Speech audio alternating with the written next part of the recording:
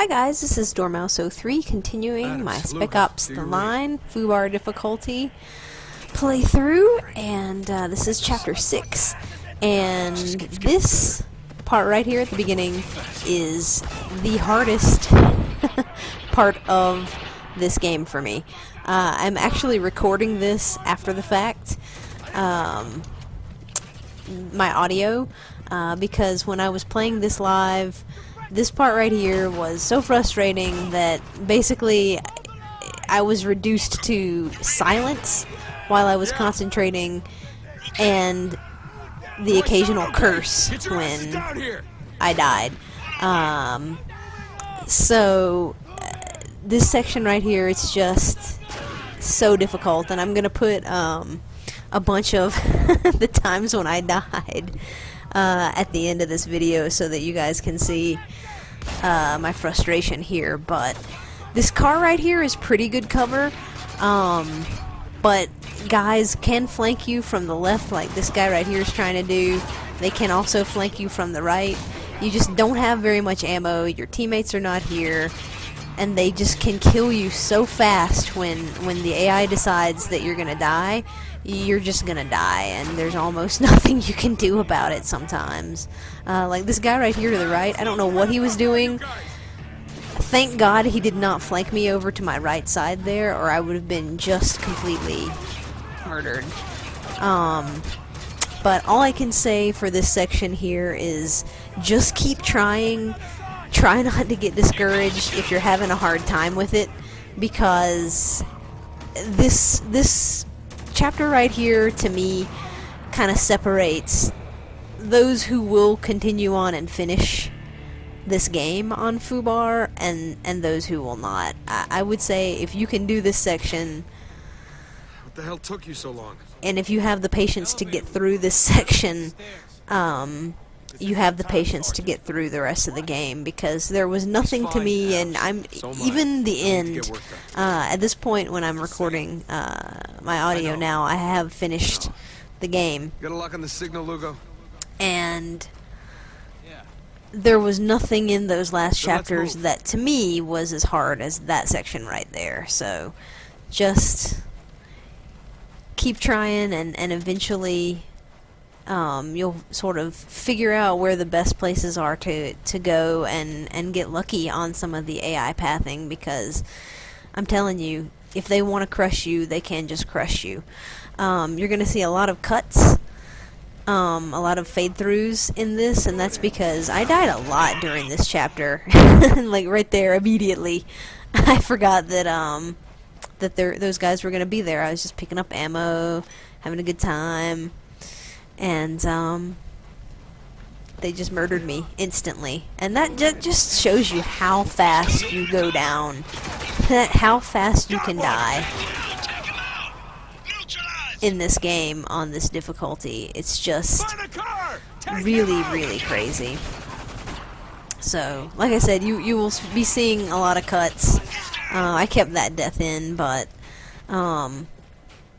just for the sake of length of the video, I cut out a lot of the deaths during this chapter because they were numerous, and you'll start to see more and more of that in the videos to come, because you know, it's a difficult game, and there are some sections that you play over and over, and you don't really want to be, you know, putting up a video that half of the length of it is where you failed. So nobody wants to watch that. So just take note that even though in some places it looks like I didn't die there, or maybe only died once, in some of these areas I died a bunch of times.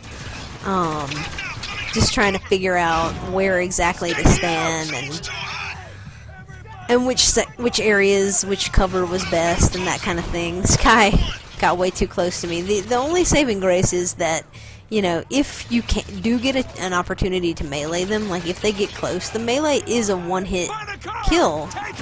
And if you get sort of lucky with there not being other guys near you that are focused on you, and you get somebody who's very gung-ho running toward you, like that guy was toward me right then, you can melee them, and that is a very viable option.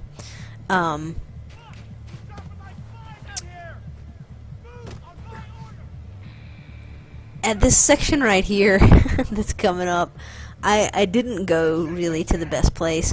What I would suggest people do here is not what I'm about to do, which is push up here to the right. I would push up here, make sure that these guys are going to spawn, and then I would move back to where you have better cover. Because there are guys there are a ton of people right here, and I was just... I really thought I was going to die, but I ended up not dying, amazingly enough. By luck and and who knows. But yeah, that's why you don't want to stand there. They have too good of an angle on you from they can flank you from their left. So just take it a little bit more. Hang back a little bit more than I did in that section right there, and Adams, you'll get that be door open. in a better position than I was. So this next part, I'm gonna be using this grenade launcher right here. Not grenade launcher, turret. This turret right here to murder people, which is nice. The turret sections in this game are always pretty good. I mean, you might get killed a time or two, just because if you don't, the people can be really hard to see in this area, because they sort of blend into the background, and what you want to do is just make sure that you crouch, pop up and kill some guys, then crouch again if you need to, and mark targets. You can mark enemies even when you're crouched. So just make sure that you're using those explosive barrels, make sure that you're crouching when you start getting hurt, and then the first guys that start running across the crane here in this next section, you want to make sure you kill the snipers and the RPG guys pretty fast, and you'll be alright. You see that you definitely are protected from damage a little bit, because if I was not on this turret, some of those times when I was getting hurt just then, I would have died much faster than I was getting hurt. So you definitely are protected on the gun.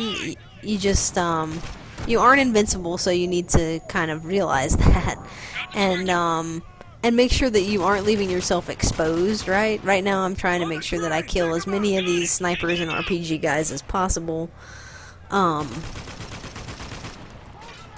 and not relying on Lugo to do all of the work. So, but you definitely are protected. It's just not. You need to make sure that if you start getting shot from an angle, to like turn and face that person so that the armor part of your turret is protecting you and they aren't like shooting you from an open side. So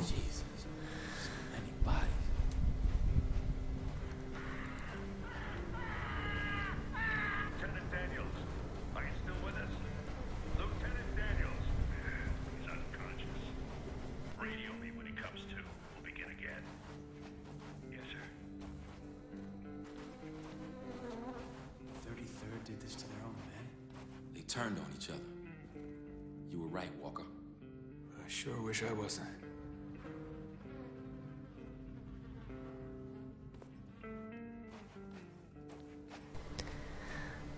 getting to see some of the horrors of war here.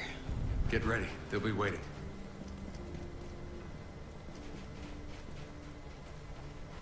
I'm telling you, the story in this game is There ain't no one here. Captain, pretty top notch I see it. for a shooter.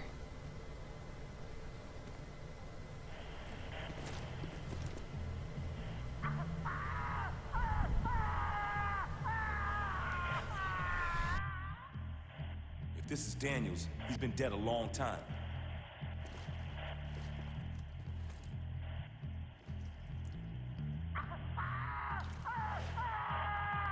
We've been set up. What the hell's going on, Lugo? No fucking clue. Whoa, feedback. Identify yourself. Who the hell are you? Captain, go fuck yourself. Well now, Captain. This little trap was meant for a fox named Gould. But you ain't Gould. In fact, I don't know who you are. No one does. And that's dangerous. Dangerous to who? Everyone. I mean, come on. You didn't actually think we'd just let you walk in here, did you? Yeah, we did. We're looking for survivors. Well, you found some. It's a bitch, ain't it? Move in, boys.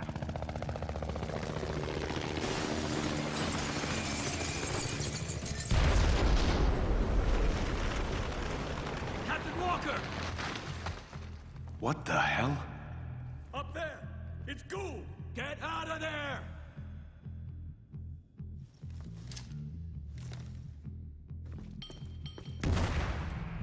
Don't stand there! Run!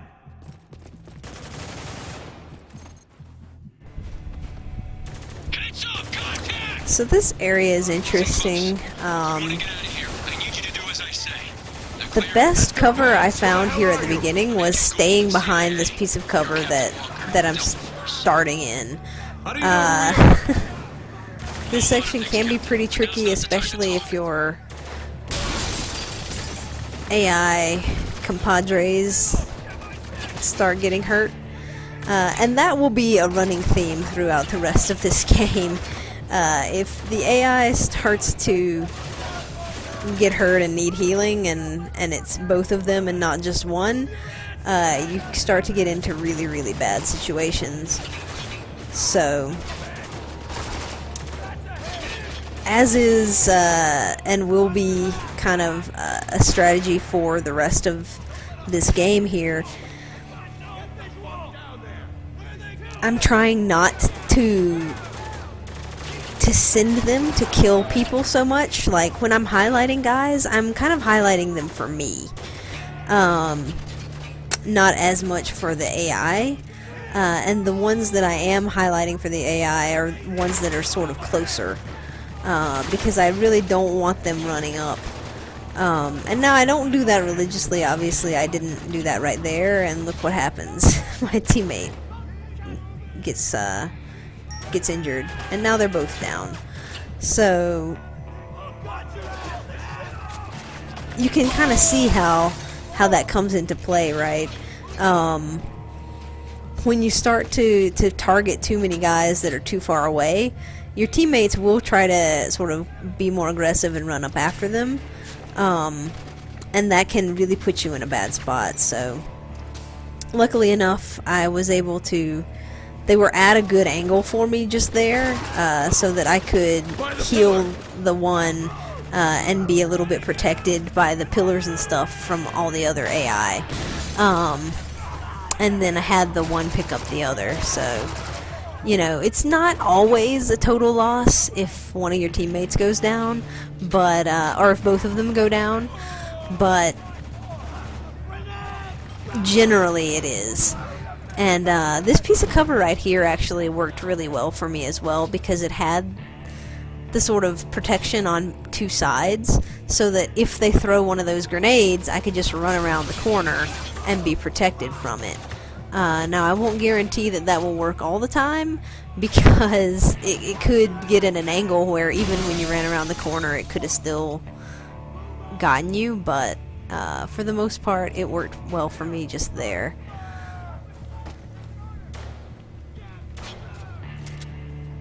And a big problem that I came across in this level in particular, and throughout the game on this difficulty setting, but through specific chapters more than others, and this was one of those, the ammo starts to really run low. I mean, and even when you're using your teammates a lot and having them kill people for you, you just run very, very low on ammo. And here was definitely a section like that. So I died here a few times because I just didn't have a lot of ammo to be dealing with these guys, and a lot of them are very, very close. So this was for sure another difficult part of this chapter. You just want to try to hang back as much as possible. When you do get the opportunity to do those executions, I would definitely say go for it, as long as you're not putting yourself in a spot where people can kill you, because you need every bullet that you can get. And this chapter more so than others. And I guess it's because you really start with nothing at the beginning of it, and so you're only getting whatever you pick up, and I didn't find a lot of refill crates and stuff, and it's possible that there are some, and I just didn't find them. But I was really, really hurting for it at this point. And when I start using the UMP, it's bad, because those little submachine guns don't work so well at range. I mean, they function, they work okay, but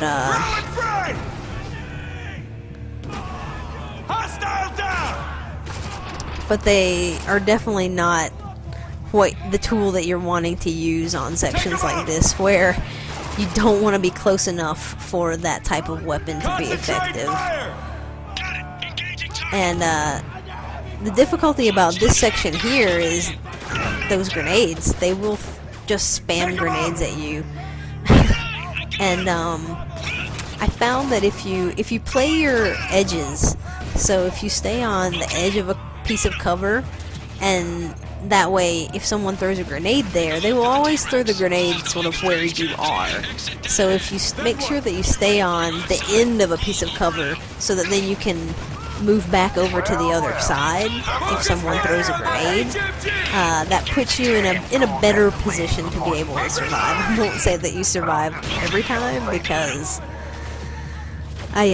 sometimes the grenades will just, you know, they just decide, hey, you're gonna die now, and you do.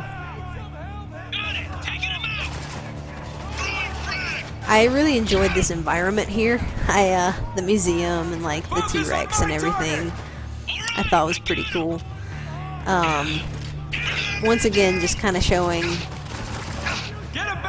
something different as far as shooters go, just with the setting itself.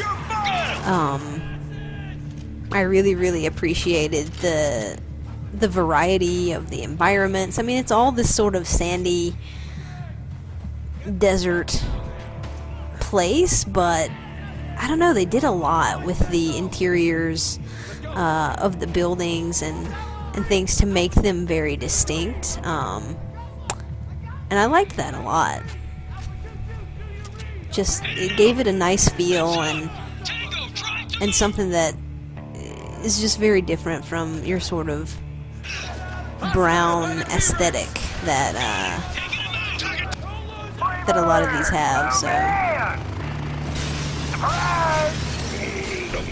this running section here, I don't know, it feels like you're perpetually in danger of dying, and I did die a couple of times while I was going through this part, that part right there in the beginning. And you saw how I sort of jumped over the cover there right at the beginning. That is the only way that I could manage to survive that section. Whenever I tried to run around it, I always died. So I don't know if it really just wants you to jump over the cover there or what, but just keep trying it. Eventually the helicopter will take mercy on you and you'll get through. So that's the end of this chapter, guys. Sorry about the non-live recording, but it was just, it was not very interesting, so. It just keeps getting better. Now you may enjoy my lovely sequence of failures there at the beginning. I hope you enjoy my pain, and I will see you in Chapter 7, so thanks for watching.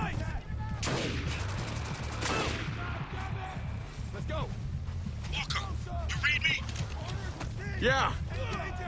Okay? Getting better. Okay, I need to find a rifle fast. Move up! Move up!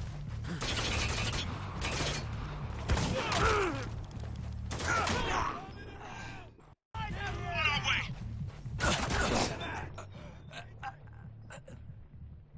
Saddle up, boys! We got